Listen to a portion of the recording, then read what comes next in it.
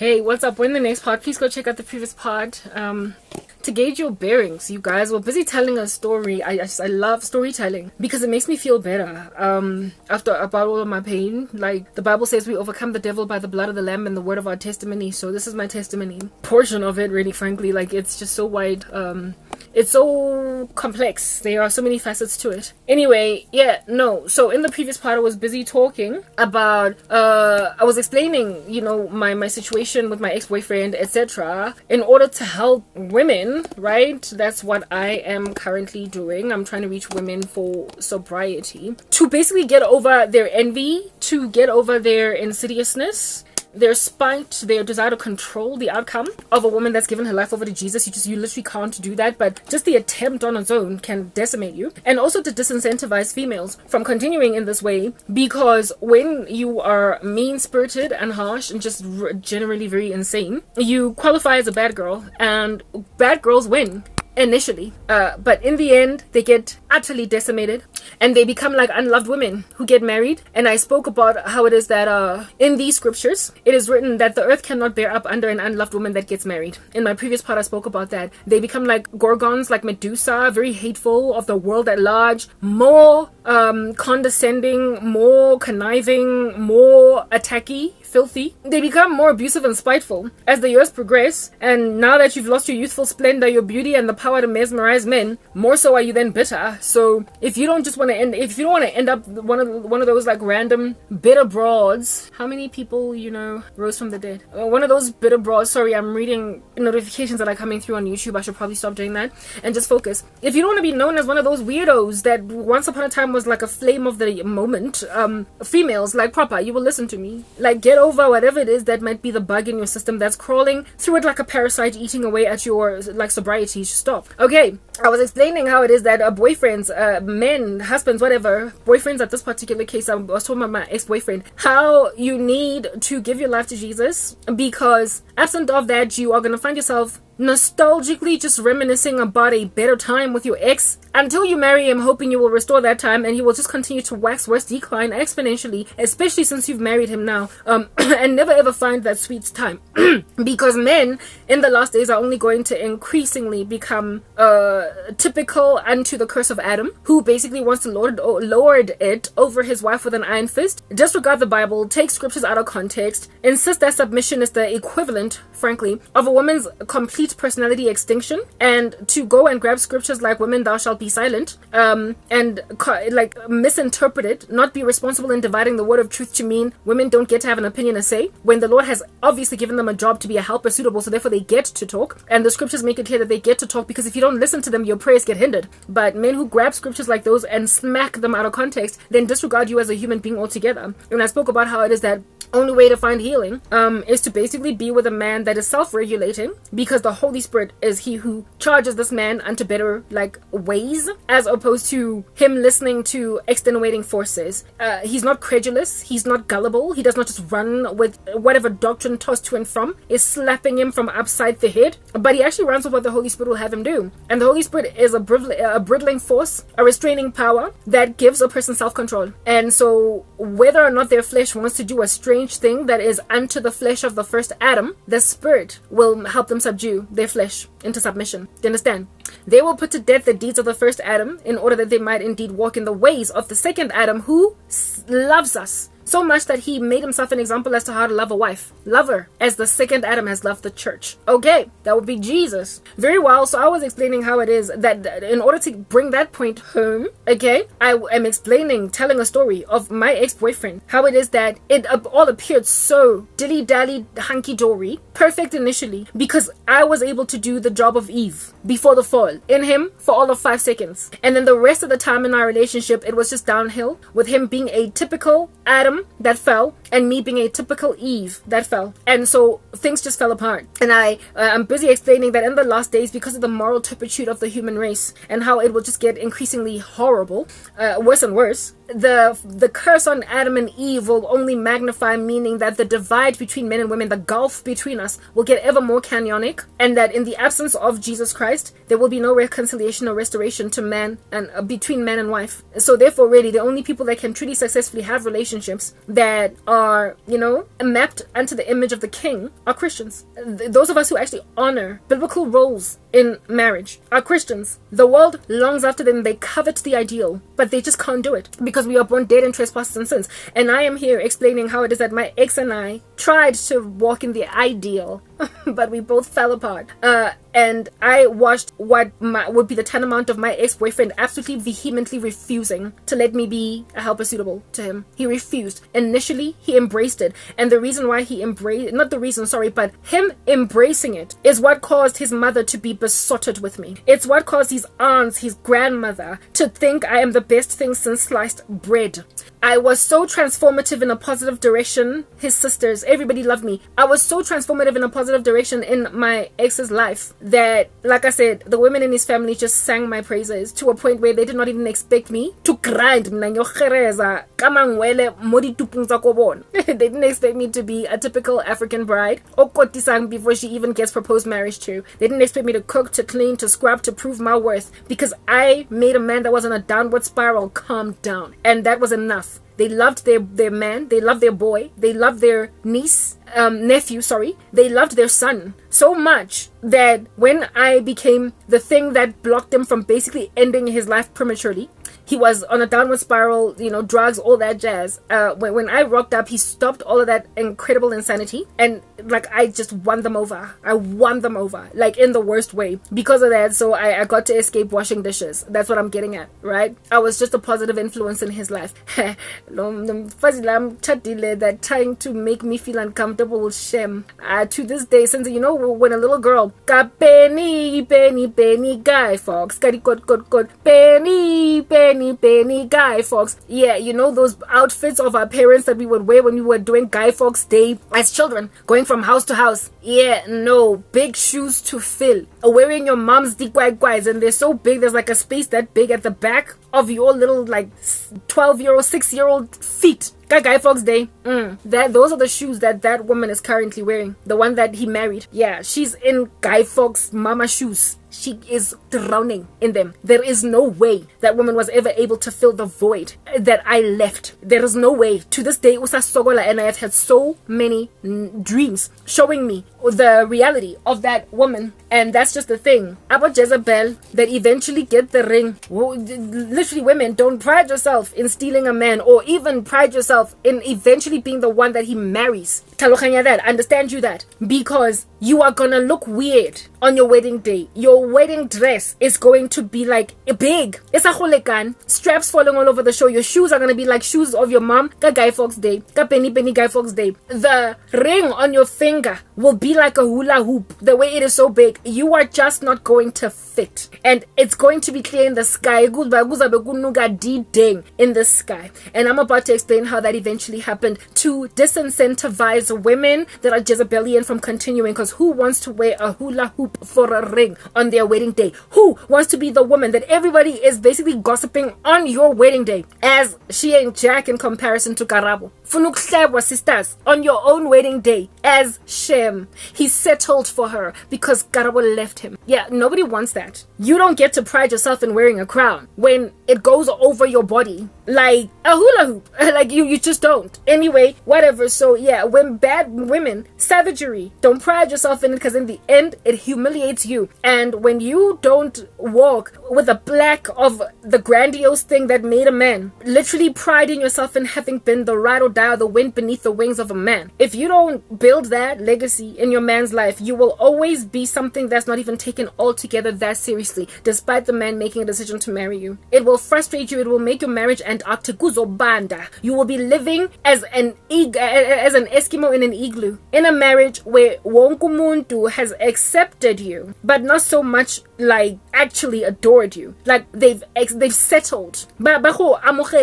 They've just taken it. because you fell pregnant, or he married you. So I mean, really, you can't be at war indefinitely with this substandard makoti. So I mean, it is what it is. Who wants that? Who wants to be the woman who is basically having to deal with the fact that you can pick up in the sky when you walk into the kitchen at this guy's mom's and dad's house that they wish it was someone else? Like, you can tell that the mother might as well have a photo of the ex-girlfriend like framed in her bedroom, pedestaling, when you can tell that they would much rather have somebody else. Why would you want to be that? Gumnandi, when you're partying it up a storm, dancing it, jumping up and down like a kangaroo in clubs, mesmerizing your man with all of your electricity. But when then you gotta meet abazali, when you gotta meet the parents, when then you gotta actually impress the friends, because that's the thing about these hypocritical boys of your man, these friends of your boyfriend that cause you and your man to rift apart. When then the man has finally settled Ngo Jezebel, it becomes such a sight for sore eyes that given that they actually genuinely do love their friend, they feel sorry for him. And that's what happened in my case. That's what God showed me, and that's also what I'm about to explain to you guys right now. Uguti, Granshap, the only way out of this insanity slapping you is Jesus, because they will inevitably walk in this predictable state until they learn from their mistakes when it's already too late. So if you don't want to be a person that wakes up when it's too late, you will listen to me, so that you don't have to be a monument, an example later on of just how dumb it is ukumamela abafana as a man when you've got a good girl by your side, or how dumb it is to listen to basically charges to become as a temptress or a seductress, because you win men better that way with your manure rather than the tranquil, still, quiet lady winning him over with honey. Unfortunately, they first get attracted to manure then before they ultimately try to harass the honey. I spoke about that in my previous part. So that's why I'm telling the story with my ex-boyfriend. I know when I have to recap, I take forever and a day, but I know a lot of people only listen to one part and not all of them. So I just, even if it's the one part they listen to, I want it to be edified. Okay, very well. So ex-boyfriend, Yam, right? When we started out, he listened to me. He heeded me. He took my counsel. I told you guys that he had an issue with drugs. He stopped to a point where the moisture in his mouth returned. He was healthy again, right? He was gaining weight. Like the messy water, McDonald's, we were always there. Takeaway, drive-through yako McDonald's, it knew us. It knew our orders. Number 2 and number 1. Yes, the number 2. That's the Cajun, right? Quarter pounder. What's that? Number 7 or what? Yeah. Go McDonald's. That's what's good. We were there. So the drugs did not counteract the food that was coming in his system, so he was actually gaining weight. He filled out nicely, became nice and handsome. But that's just, he was already handsome when I met him, but like, he just got better. You know how guys they look so much better when they get older because they stop being so scrawny. So my ex stopped being scrawny. What gaining girth? Yeah, that's what's good. Started to look really decent. Very well. So here it is that we were somewhat happy, but I told you my relationship with my ex, it lasted 6 months in honeymoon phase, and then stuff started to go downhill from there. I literally cannot tell whether or not it was my ex's brother's sickness that an ultimate demise, he passed away unfortunately, that changed him, or his boys. But even before his brother, got sick, Nomuntu was already starting to pull stunts on me. Yes, like his brother passed away very quickly from the diagnosis that he got, right? He unfortunately perished from cancer, right? It happened like it was caught at like a late stage, very late, unfortunately. It was very, very sad, all that. But even before his brother found out that he was sick, before everybody found out that he was sick, already he was pulling amawaza all up in my grill. 9 cases amawaza, right? I told you that on the night when he took the drugs, his brother was at the party, so he was alive and well, type thing. He was healthy and it didn't look like there was anything wrong with him at the time, and yet he was already messing up, so my ex was already starting to show funny signs. But one of the strongest reasons why I sat around, I literally just took in my stride a lot of the rubbish he was starting to do to me, was because he lost his brother. I couldn't leave him. They say don't kick a dog when it's down, and I also could not identify if he was just lashing out because of what happened with his brother, or if he was just getting ill advice. And I came to a conclusion once he had healed. Okay, nobody really ever heals from that kind of devastating loss, but there comes a time when you start to return back to normal again. It took about 3 years for him to get there. for the whole family basically to start to have some kind of a semblance of a normal life after that.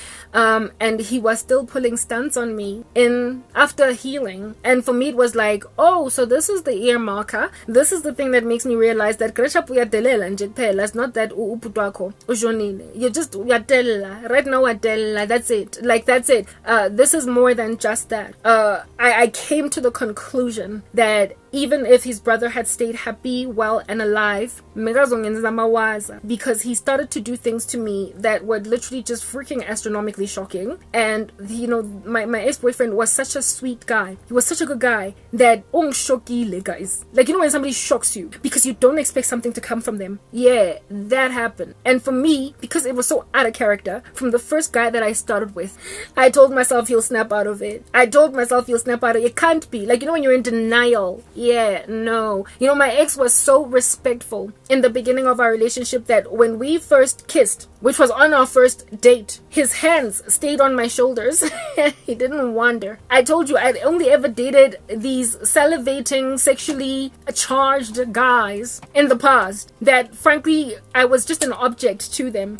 And when I dated this guy, I was actually a woman. I was a human being that could one day become this man's wife. And he honored me so much that I could not I couldn't leave. Like, hey, but this guy, the initial thing that he did was so beautiful that I held on to it. And it fell apart, and it was a downward spiral, exponentially declining. Mara, I still held on to the first beauty. It never came back. It never was recovered. It wasn't resuscitated. We couldn't exhume it from the grave it was hiding in.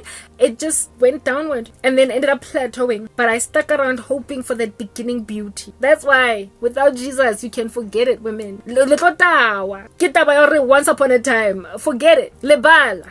Anyway, whatever, fine. So let's move on. Like, on our first kiss, the dude kept his hands on my shoulders, maybe even on my face, right? Never groped down there. All the guys that I had ever kissed were always just trying to squeeze something, brush up against something, crunch something, invest their, but to go under some skipper, some tops, rip apart my shirt. Like, it's like, dude, we're in public, stop. Yo, man, Shem. Bazo Kenya that way. Yes, you, the first time you kiss him, and already his hands, or like 5 finger on your behind. Just like, stop. Just like, what makes you think I'm trying to get there? Like, it's like they try to have sex straight away. No, my ex-boyfriend kept his hands here, like on my shoulders. I was so like puzzled by this guy. He was such a he was like an alien. He was such a new breed of man. I was so pleasantly surprised, to a point where I felt like I was the one here that was a bit of a hoochie mama. I was the one busy all up and going underneath his shirt, and he, despite all that, he kept his hands, Lana. He kept his hands on my shoulders, and for me it was like, this is respect. He's respecting my body. He's not groping all over the show. He's not, you know, touchy-feely fuzzy. He's not even trying to, like, yeah, I've never experienced this. That's why I stuck around. Like, it was so refreshing. Anyway, yeah, so when that kind of a good guy, guys, just becomes a monster. It's like South Africa. You will teach yourselves to stay away from witchcraft, because witchcraft changes character. It changes personality altogether. When you capitulate to it, it makes you a new human being altogether, something that is menacing and barely recognizable ultimately. I was such a strong woman that, like I said, my career and everything, I was going fast, and the influence that I had over my ex was so strong that when he started to fall apart, go pear-shaped on me, I could, not that I could tell at the time, because I didn't really know. I for the life of me would never have accused him of witchcraft ever, because why would I even run to think that? You know, it was just so far-fetched to even imagine it as a thing. I thought that it was because of his devastation over the loss of his brother that he became such a different human being altogether. But I told you how it is that I came to write that off, right? Because when he had passed the hurdle of severe grief and he was now in basically like survival, like just acceptance mode now, the brother's gone, he's not coming back, and he's able to now live. when he got there, he never really bounced back to being what it is that I initially had. And that for me was like, okay, well, this is proving stuff to me. But how it is that he downward spiraled on me, first of all, like I told you guys that we in the beginning, we were very tight. We did everything together. I did not have my own place, neither did he. So after the December fun time with my sister being away for holiday, and her apartment basically became ours for that season, we were both now staying at home with our parents. So we didn't have our own places, but we were fornicators, do you understand? So because we were both fornicators and we didn't have our own place, we started like basically budgeting to spend every weekend together in hotels, right? We found the cheapest one, which was Town Lodge, and we would bid to stay. There's like this thing called bid to stay that you get to like reduce the price severely, and I was the one usually that bid to stay like in advance. I would bid for weekends so that we would spend a reasonable amount of money, and we budgeted for it. Like we properly budgeted for it, and so every weekend we were together all weekend long, from Friday up until Sunday, every weekend, like literally without fail. It was like our apartment, okay, in these hotels, right? During the week we would see each other every single day when I was still working in close proximity to his offices, but then I got a job promotion somewhere far away, so we stopped seeing each other during the week. If it was up to us, we would spend every day together, right? My mother then pulled like a strange stunt on me, and even before then, right, even before my mom pulled a strange stunt on me, he was already starting to act a fool. I remember one time we were together, right? Yes, we were sitting on the couch at home, and I asked him this question. I don't even know why I asked him this. I shouldn't have, because it broke my heart. I asked him, out of all the women that you've ever been with, which one did you love the most? And I expected this guy to just obviously just get it, alright, that it was me.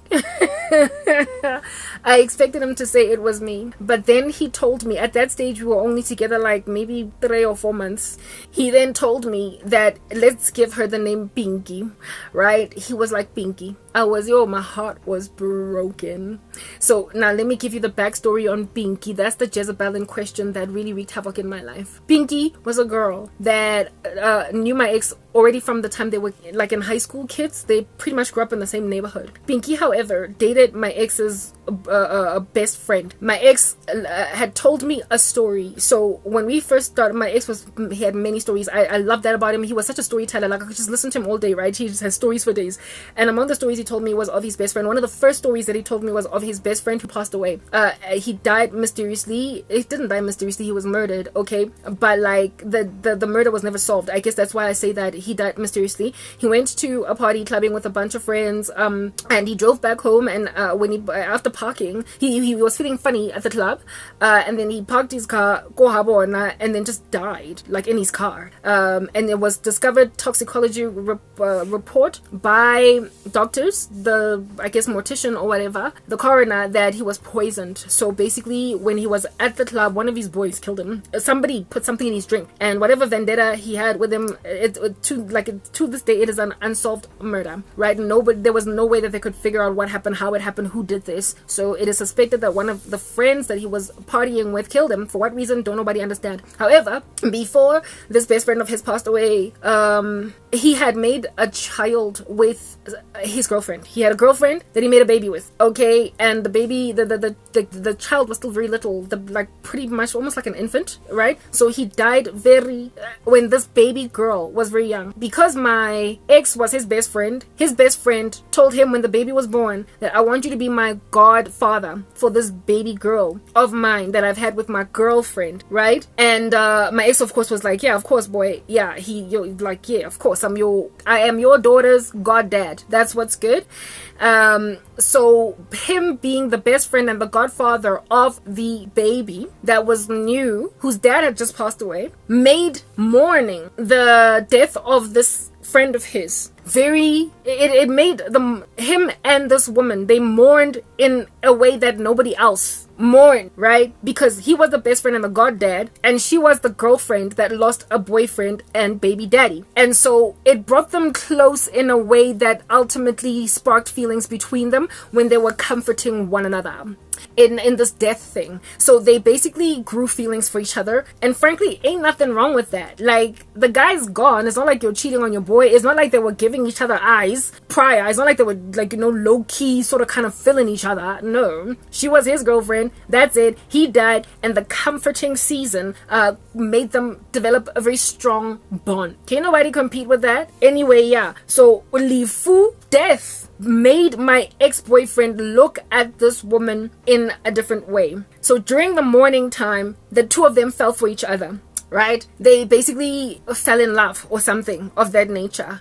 And this woman confirmed or confessed to herself that I really like you. I do. But remember, my ex was just a call center agent, didn't have a car, couldn't even drive, lived at home with his parents. His boy, however, was bigger and better than that. His boy had pretty much his own everything, own apartment, own car, own everything. And this girl was known in the community to just, like, she was a gold digger. It's that basic. She was a gold digger, and she dated this guy because he had much, okay? And he passed away, unfortunately, type thing. So she would never have chosen my ex-boyfriend for a boyfriend under normal circumstances. She would not have allowed herself to have a crush on him. She would not have allowed. It's like he was just, again, what am I gonna do with him? Like, you know, the kind of woman that in a crew of guys, when you meet a crew of guys as a woman, you choose the one with the blingiest watch to flirt with. You choose the one with the blingiest shoes, the one with the blingiest car, the one with the blingiest, like, gold tooth, for crying out loud, if you're into guys with gold teeth, the one with the blingiest cap, the one with the blingiest, like, coat, the one that looks like he's wearing diesel from top to toe. That's the one that you flirt with. You don't flirt with the dude, you don't flirt with the scrub. You know, you're proper singing TLC's I don't want no scrub. A scrub is a guy that can't get no love from me, hanging on the passenger side of his best friend's ride, trying to holler at me. My ex-boyfriend was flat down. I'm not even gonna lie, he was a scrub. He was a scrub that was hanging on the passenger side of his best friend's ride, trying to holla, you know. And I mean, I'm grateful that my ex never went to that particular party that his boy went to, because they probably would have both died. Okay, so I guess the Lord spared him that way, type thing. I never would have met him. I guess, you know, it would have been a tragedy that happened. Yes, like, it would have been a double whammy on the family. Yes, God, thank God, right? Anyway, because his brother later would pass away from, like, I made mention of the cancer. So I mean, he would have been the first to go. Like, the mom and the dad and the sister would have lost, like, a son, for crying out loud. That would have been so sad. Anyway, whatever, but thank God that didn't happen, right? So this woman, this chickie, would never have allowed herself to fall for a guy that didn't have much. But, you know, you don't expect death to happen. You don't expect such conditions to ensue, and such things can indeed foster feelings in people. It's unexpected. You fall in love unexpectedly, and they fell in love with each other because they were both grieving the loss of a mutual person in their life. The one is a best friend, the other, and they also shared a mutual responsibility over the little girl, right? The baby. They shared because he was the god dad now, and she is the baby mama. So here it is that they fall in love. Whatever, do you? I'm not even in this guy's life. I could not care less what's happening. I'm busy dating some closet homosexual. If anything, I think this thing happened, like, even before I dated the closet homosexual. I'm living in another part of the earth. I've yet to come into my boyfriend's life. Very well. Okay, cool beans and bananas. However, precisely because my ex was not the kind of guy that this girl would automatically choose, she completely disregarded her feelings for him. She fell in love with a guy who comforted her perfectly, and I can see how she would fall in love with him, because I did. My ex-boyfriend was the most romantic guy I ever met. Flower buying, chocolate buying, total gentleman. When we first kissed, he didn't even try to grope my body. He didn't even try to have sex with me. He was such a decent, chivalrous guy, and he was something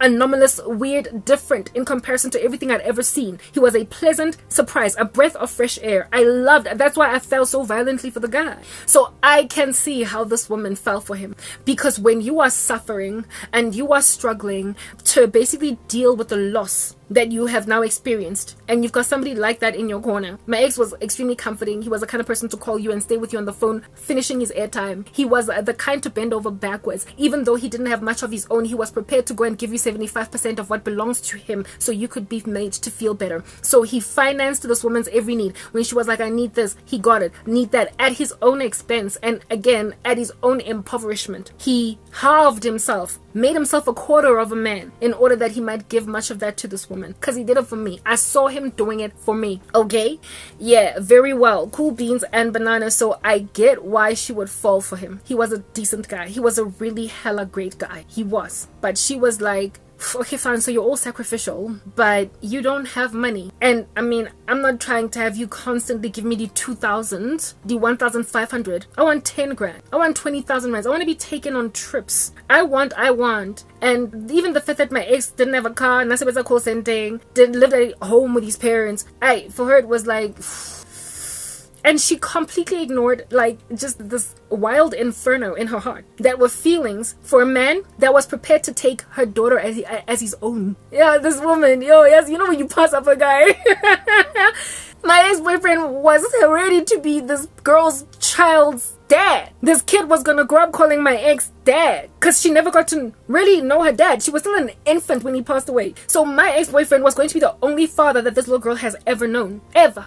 Plus this female was like, she was a flight attendant, so she was barely home. And if she had agreed to be with my ex, this man that was my ex-boyfriend would have been one of those more their dads. Like, you know, when a child is being raised by the father instead of the mom, because the mom is always traveling abroad. So every time she would come home to him and the baby. He was prepared to raise Lumtana as his own, guys. As the women, let's say you don't know Jack. Like, I'm just saying, gold diggers, you don't know what you're missing out on by loving money. You just have no idea. Anyway, whatever. I didn't really care about that. Neither could I ever be jealous of it, because like I said, I'm not in this guy's life yet. If I never got to meet him because this woman took him, it would be like literally, you know, nothing missed, nothing gained. Like, whatever. I would never have known that something did not come into my life that would completely transform what I expect from a man. Because of being in that relationship, I now was basically groomed to never settle for less, which is why all these menacing beasts that eventually came into my life later on were naive to think that I would last in a relationship with a man so rude to me. That's why the first guy I dated when I was a Christian lasted 2 months and the other one 3 weeks. They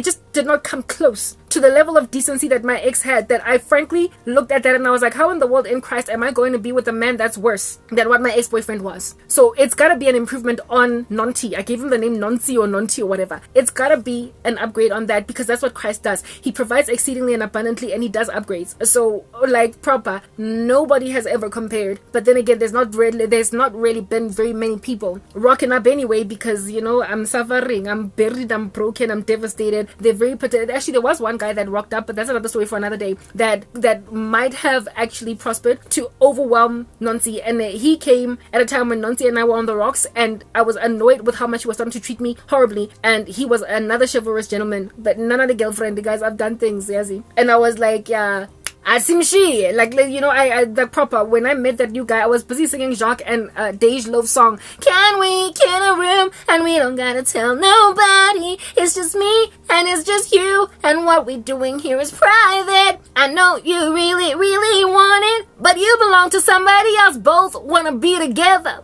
but we can work on it. Yeah, I was proper trying to sing Dej Love's and Jacques' song when I met that other new guy. He was the only real true competition to my ex, but that was when I was lost. I was still lost. I was in the world, and so was that guy. He was also lost in the world, but he was a gentleman in a way that really could have absolutely knocked my ex-boyfriend out of the woods. He was the most dangerous advent in my life. He was gonna make me leave my ex for him if he had done a better thing. But like I said, that's another story for another day. Another one.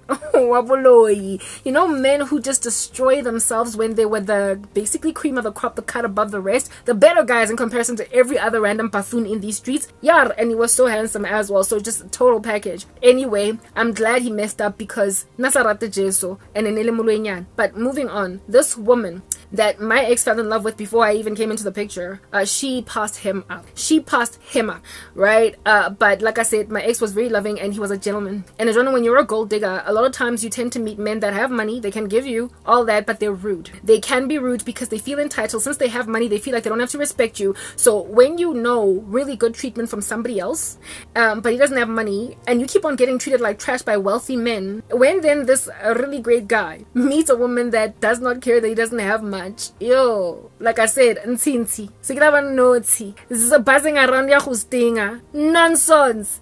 She became such a menace in my relationship.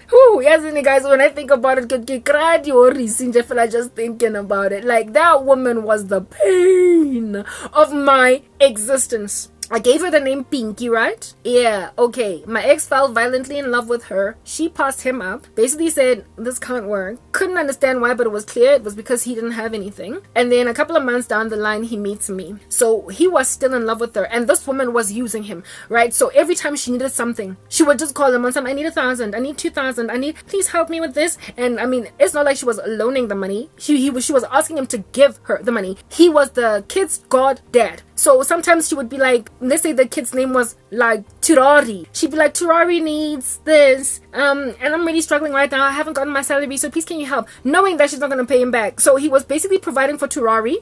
She was pulling at his heartstrings, knew his affections for Turari because he was a goddad, and knew that if it was in his power, he would even be happy or prepared to be the dad of Turari. Okay. And she was using that. She would ask him for money for this and that and what have you. And he was just happy to abide by that. And prior to me coming into his life, so before I came in, he was already dating some other woman, but it wasn't this girl. So whatever happened between him and this woman perhaps might have happened like a year or two even before I came into the picture. But this woman knew how in love my ex was with her and used it. She used it too. So I think she was basically the bane of the existence of every girlfriend that my ex had, because she just would not stop being all up in this girl. But I was the most serious one that came into his life. I mean, I know that he had another girlfriend. He had a girlfriend when I came into his life that he had broken up with, because when I had met the lady that I told you guys about that I met at the party the other time, she initially didn't like me because she thought that my ex was cheating on that girl with me, until she found out that rather they broke up, right? And that I was actually I was his new girlfriend now. Both of us were like literally jumped out of old relationships and immediately into this new one. We both had exes as